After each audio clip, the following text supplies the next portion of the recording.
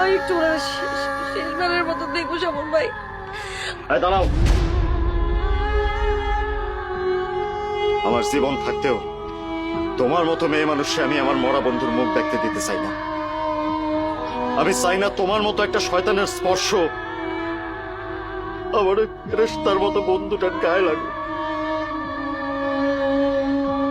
নেহা তোরে কথা দিছিলাম যে তোমার সম্মান হানি করবো না, নইলে স্বপন ভাই আমার ভুল হয়ে গেছে, আমি মানুষটার কাছে শেষবারের মতো মাপ চাইতে চাই।